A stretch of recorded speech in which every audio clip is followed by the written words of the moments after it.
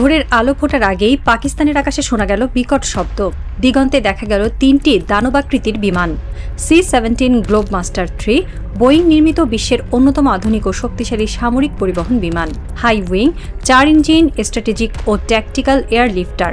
দূরপাল্লার ভারী কার্গো, সৈন্য ও সরঞ্জাম দ্রুত পৌঁছে দিতে সক্ষম এই দানব। 1991 সালের 15 সেপ্টেম্বর প্রথম উড্ডয়ন। 1995 সালের 17 জানুয়ারি আনুষ্ঠানিকভাবে যুক্তরাষ্ট্রের সামরিক বাহিনীতে যুক্ত হয়। 1991 থেকে 2015 সাল পর্যন্ত যুক্তরাষ্ট্র 280টির বেশি C-17 তৈরি করেছে। একটি C-17 বহন করতে পারে 77,500 কেজি পণ্য, একসঙ্গে 3টি আব্রাহাম ট্যাঙ্ক অথবা 18টি হেলিকপ্টার অথবা 134 জন সৈন্য। এর রেঞ্জ প্রায় 4,445 কিলোমিটার। যুক্তরাষ্ট্র সরকার তাদের সামরিক বাহিনীর জন্য লজিস্টিক সাপোর্টের অত্যন্ত গোপন ও জরুরি সরঞ্জাম এই বিমান দিয়ে পরিবহন করে। এই বিমানগুলো এখন পাকিস্তানে সামরিক কার্গো ভর্তি। যুক্তরাষ্ট্র দাবি করছে নিরাপত্তার জন্য এই সরঞ্জাম আনা হয়েছে, কিন্তু প্রশ্ন হলো কি আছে ওই কার্গোতে? কেন পাকিস্তান? কেন এখন?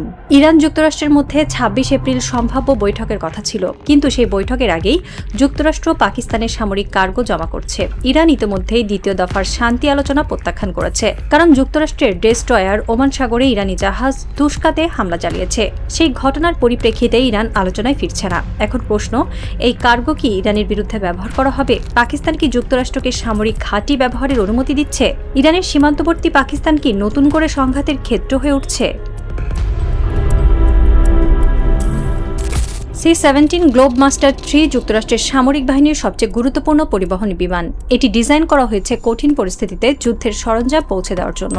বালি, বরফ, এমনকি অপ্রস্তুত মাটিতেও অবতরণ করতে সক্ষম। এর পেলোড ক্ষমতা 77.5 টন। এটি একসঙ্গে 3টি আব্রাহাম ট্যাঙ্ক বহন করতে পারে, অথবা 18টি প্যাট্রিয়ট মিসাইল লঞ্চার, অথবা 134 জন সজ্জিত সৈন্য। এর রেঞ্জ এত বেশি যে এটি যুক্তরাষ্ট্র থেকে সরাসরি মধ্যপ্রাচ্যে উড়ে যেতে পারে। যুক্তরাষ্ট্র এই বিমান ব্যবহার করে ইরাক, আফগানিস্তান, সিরিয়ায় যুদ্ধের সরঞ্জাম পৌঁছে দিয়েছে। গোপন মিশনেও ব্যবহার করা হয় এই বিমান। এবার পাকিস্তানে এসেছে 3টি C-17 সামরিক কার্গো ভর্তি। একজন সামরিক বিশ্লেষক বলেছেন, C-17 আসলে যুদ্ধের জন্য নয়, যুদ্ধের প্রস্তুতির জন্য। এই বিমানগুলো যেখানে যায় সেখানে বড় সামরিক তৎপরতার ইঙ্গিত পাওয়া যায়। পাকিস্তানে এই বিমান আসার অর্থ ইরানের সীমান্তবর্তী এলাকায় যুক্তরাষ্ট্র বড় কিছু পরিকল্পনা করছে। পাকিস্তান ইরানের পূর্ব সীমান্তবর্তী দেশ। দুই দেশের মধ্যে দীর্ঘ সীমান্ত রয়েছে। বেলুচিস্তান প্রদেশ ইরানের সিস্তান বালুচিস্তান প্রদেশের সঙ্গে সীমান্ত ভাগ করে। এই অঞ্চলটি কৌশলগতভাবে অত্যন্ত গুরুত্বপূর্ণ। যুক্তরাষ্ট্র ইরাকে তাদের সামরিক উপস্থিতি হারিয়েছে। ইরাকের অভ্যন্তরে এখন আর মার্কিন জাহাজ বা বিমান অবাধে চলাচল করতে পারে না। সিরিয়াতেও তাদের উপস্থিতি অনেক কমে গেছে। ফলে ইরানের বিরুদ্ধে অভিযান চালাতে হলে তাদের নতুন রুট প্রয়োজন। পাকিস্তান সেই রুট হতে পারে। যুক্তরাষ্ট্রের গোয়েন্দা সংস্থা CIA ও মোসাদের জন্য ইরানের অভ্যন্তরে কর্মী ও সরঞ্জাম পাঠানোর নিরাপদ রুট প্রয়োজন। ইরাকের পথ বন্ধ হয়ে যাওয়ায় পাকিস্তান এখন সেই রুট হতে পারে। একজন পাকিস্তানি প্রতিরক্ষা বিশ্লেষক বলেছেন, পাকিস্তান সবসময় যুক্তরাষ্ট্রের মিত্র। আফগানিস্তান যুদ্ধে তারা যুক্তরাষ্ট্রকে ঘাঁটি ব্যবহারের অনুমতি দিয়েছে। ইরানের বিরুদ্ধে অভিযানে পাকিস্তানকে ব্যবহার করলে সেটা নতুন কিছু হবে না, কিন্তু এটা পাকিস্তানের জন্য ঝুঁকিপূর্ণ, কারণ ইরানের ক্ষেপণাস্ত্র পাকিস্তানকেও লক্ষ্য করতে পারে। ইরান ইতোমধ্যেই পাকিস্তানে যুক্তরাষ্ট্রের এই সামরিক কার্গোকে হুমকি হিসেবে দেখছে। ইরানের পররাষ্ট্র মন্ত্রণালয়ের মুখপাত্র বলেছেন, পাকিস্তানে যুক্তরাষ্ট্রের সামরিক উপস্থিতি এই অঞ্চলের স্থিতিশীলতার জন্য হুমকি। আমরা পাকিস্তান সরকারকে এ ব্যাপারে সতর্ক করেছি। যুক্তরাষ্ট্র তাদের এই পদক্ষেপের ব্যাখ্যা দিয়েছে। তাদের দাবি, পাকিস্তানে আসন্ন বৈঠকে অংশ নেওয়া মার্কিন কর্মকর্তাদের নিরাপত্তার জন্য এই সরঞ্জাম আনা হয়েছে। কিন্তু এই ব্যাখ্যা বিশ্বাসযোগ্য নয়, কারণ যুক্তরাষ্ট্রের ভাইস প্রেসিডেন্ট পাকিস্তান সফর বাতিল করেছেন। তিনি আলোচনায় অংশ নেবেন না। তাহলে কর্মকর্তাদের নিরাপত্তার প্রশ্ন আসে কিভাবে? একজন মার্কিন কর্মকর্তা নাম প্রকাশ না করার শর্তে বলেছেন, আমরা আসলে পাকিস্তানে একটি সামরিক সরবরাহ লাইন তৈরি করছি। ইরাক ও সিরিয়া থেকে সরে আসার পর আমাদের নতুন ঘাঁটি প্রয়োজন। পাকিস্তান সেই ঘাঁটি হতে পারে। যুক্তরাষ্ট্রের এই ব্যাখ্যা ইরানকে আরও ক্ষুব্ধ করেছে। ইরান বলছে, যুক্তরাষ্ট্র কূটনীতির চেহারায় যুদ্ধ চালাচ্ছে। তারা আলোচনার নাম করে সময় ক্ষেপণ করছে। প্রকৃতপক্ষে তারা সামরিক প্রস্তুতি নিচ্ছে। ইরানের সর্বোচ্চ নেতা আয়তুল্লাহ মোজতবা খামেনি এক ভাষণে বলেছেন, আমরা যুক্তরাষ্ট্রের সব ফন্দি বুঝতে পারছি। তারা আলোচনার টেবিলে বসে আমাদের বিভ্রান্ত করার চেষ্টা করছে, কিন্তু আমরা সজাগ আছি। তাদের সব প্রস্তুতি ব্যর্থ হবে। যুক্তরাষ্ট্র যখন পাকিস্তানে সামরিক কার্গো জমা করছে, ইরানও বসে নেই। IRGC জানিয়েছে, গত 14 দিনের যুদ্ধবিরতির সময় তারা ব্যাপক সক্ষমতা বৃদ্ধি করেছে। ইরান তাদের মিসাইল লঞ্চিং সক্ষমতা দ্রুত গতিতে বাড়িয়েছে। পূর্বে যেখানে ইরান একসঙ্গে সীমিত সংখ্যক মিসাইল উৎক্ষেপণ করতে পারত, এখন তারা আরও বেশি মিসাইল উৎক্ষেপণ করতে সক্ষম।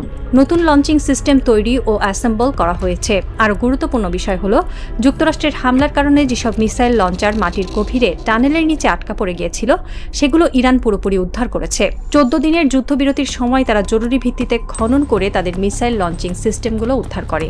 এছাড়া ইরান তাদের আকাশ প্রতিরক্ষা ব্যবস্থাকে ঢেলে সাজাচ্ছে। চীন থেকে তারা এক্স ব্যান্ড রাডার সংগ্রহ করেছে। এই রাডার অত্যন্ত নিখুঁতভাবে মাটির কাছাকাছি দিয়ে উড়ে আসা যুক্তরাষ্ট্রের যে কোনো ধরনের ড্রোন বা ক্রুজ মিসাইল শনাক্ত করতে পারবে। ইরান এই রাডারকে তাদের কিল চেইনের সঙ্গে যুক্ত করছে, যাতে যে কোনো আগত হুমকি সঙ্গে সঙ্গে বিশ্লেষণ করে তার বিরুদ্ধে পদক্ষেপ নেওয়া যায়। একজন ইরানি সামরিক কর্মকর্তা বলেছেন, আমরা যুক্তরাষ্ট্রের যে কোনো হামলা মোকাবেলায় প্রস্তুত। তাদের পাকিস্তানি কার্গো আনা হোক বা অন্য কোথাও প্রস্তুতি নেওয়া হোক, আমরা তাদের আগেই ধ্বংস করতে সক্ষম। এই উত্তেজনার মাঝেই ডোনাল্ড ট্রাম্প নতুন করে হুমকি দিয়েছেন। তিনি বলেছেন, ইরান যদি যুক্তরাষ্ট্রের সঙ্গে কোনো সমঝোতার চুক্তি না করে, তাহলে ইরানের বিদ্যুৎ কেন্দ্র ও বড় বড় সেতু উড়িয়ে দেওয়া হবে। ট্রাম্প দাবি করেছেন, যুক্তরাষ্ট্র একটি ন্যায্য ও যৌক্তিক চুক্তির প্রস্তাব দিয়েছে। ইরান তা গ্রহণ করবে বলে তিনি আশা করেন। অন্যথায় ইরানের গুরুত্বপূর্ণ স্থাপনাগুলোর ওপর আঘাত করা যুক্তরাষ্ট্রের জন্য বাধ্যবাধকতা হয়ে যাবে। ট্রাম্প ইরানের বিরুদ্ধে যুদ্ধবিরতি লঙ্ঘনের অভিযোগও তোলেন। তিনি বলেন, হরমুজ প্রণালীতে ইরান গুলি চালিয়েছে। তারা একটি ফরাসি জাহাজ ও যুক্তরাজ্যের একটি মালবাহী জাহাজকে লক্ষ্য করে গুলি ছুড়েছে। এটা চুক্তির চরম লঙ্ঘন। ইরান বলছে, যুক্তরাষ্ট্রের জাহাজ প্রথম আমাদের জাহাজে হামলা চালিয়েছে, আমরা শুধু আত্মরক্ষা করেছি। ট্রাম্প আরও বলেন, যুক্তরাষ্ট্রের অবরোধের কারণেই হরমুজ প্রণালী কার্যত বন্ধ। ইরানের ঘোষণা আসলে যুক্তরাষ্ট্রকেই সহায়তা করছে। এই বক্তব্য ইরানকে আরও ক্ষুব্ধ করেছে। ইরান বলছে, ট্রাম্প বাস্তবতা উল্টে বলছেন। যুক্তরাষ্ট্রই আন্তর্জাতিক আইন লঙ্ঘন করছে। ইরান তার অধিকার রক্ষায় দৃঢ়। পাকিস্তান এই সংকটে গুরুত্বপূর্ণ ভূমিকা পালন করছে। একদিকে তারা যুক্তরাষ্ট্রের সঙ্গে সামরিক সহযোগিতা করছে, অন্যদিকে তারা ইরানের সঙ্গেও কূটনৈতিক সম্পর্ক বজায় রেখেছে। পাকিস্তান ইরান যুক্তরাষ্ট্রের মধ্যে মধ্যস্থতাও করছিল, কিন্তু যুক্তরাষ্ট্রের এই সামরিক কার্গো পাকিস্তানে আনা পাকিস্তানের অবস্থানকে জটিল করে তুলেছে। পাকিস্তানের পররাষ্ট্র মন্ত্রণালয় বলছে, আমরা সবসময় আঞ্চলিক শান্তি ও স্থিতিশীলতা চাই। পাকিস্তান যুক্তরাষ্ট্রের সঙ্গে সামরিক সহযোগিতা করলেও তা ইরানের বিরুদ্ধে নয়। কিন্তু ইরান এই ব্যাখ্যায় সন্তুষ্ট নয়। ইরানের সংবাদ মাধ্যমগুলোতে পাকিস্তানের সমালোচনা শুরু হয়েছে। ইরানি জনগণ পাকিস্তানের বিরুদ্ধে ক্ষুব্ধ।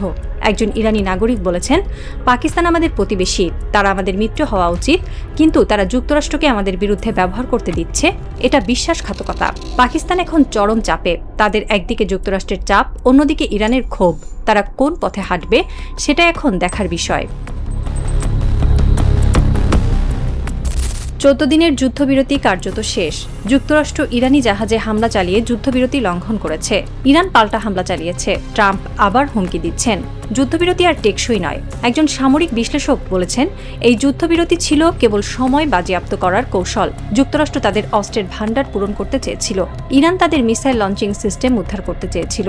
দুই পক্ষই তাদের লক্ষ্য অর্জন করেছে। এখন আবার যুদ্ধ শুরু হতে পারে। ইরান ইতিমধ্যেই হরমুজ প্রণালী বন্ধ ঘোষণা করেছে। বিশ্ববাজারে তেলের দাম বাড়ছে, মুদ্রাস্ফীতি বাড়ছে, মানুষ কষ্ট পাচ্ছে, আর এই কষ্টের মাঝেই যুদ্ধের দামামা বাড়ছে। পাকিস্তানের আকাশে C-17 গ্লোবমাস্টার 3 এর গর্জন। ইরানের সীমান্তে মিসাইল ও ড্রোনের প্রস্তুতি। ওমান সাগরে মার্কিন ডেস্ট্রয়ারের টহল। ট্রাম্পের হুমকি, ইরানের পাল্টা হুমকি। প্রশ্ন হলো, কে থামাবে এই যুদ্ধ? কূটনীতি নাকি যুদ্ধই সবকিছুর শেষ কথা? ইউরোপ নীরব, আরব দেশগুলো চুপ, জাতিসংঘ অসহায়। পাকিস্তান মধ্যস্থতা করছিল, কিন্তু তাদের ভূমিকা এখন প্রশ্নবিদ্ধ। চীন ও রাশিয়া সতর্ক করছে, কিন্তু তাদের সতর্কবার্তা যুক্তরাষ্ট্র আমল দিচ্ছে না। সময় বলে দেবে, ট্রাম্প কি সত্যিই ইরানের বিদ্যুৎ কেন্দ্র ও সেতু ধ্বংস করবেন? ইরান কি সেই হামলার জবাব দেবে? পাকিস্তান কি যুদ্ধে জড়াবে, নাকি শেষ মুহূর্তে কূটনীতি জয়ী হবে? হরমুজ প্রণালীর ঢেউ তখন আছড়ে পড়ছে। সেই ঢেউয়ের শব্দ যেন ফিসফিস করে বলছে, যুদ্ধ আসছে, প্রস্তুত হও। ইরান প্রস্তুত, পাকিস্তান প্রস্তুত, আমেরিকা প্রস্তুত। কিন্তু এই যুদ্ধের শেষ কোথায়? কে জিতবে, কে হারাবে? উত্তর কেবল সময়ের হাতে।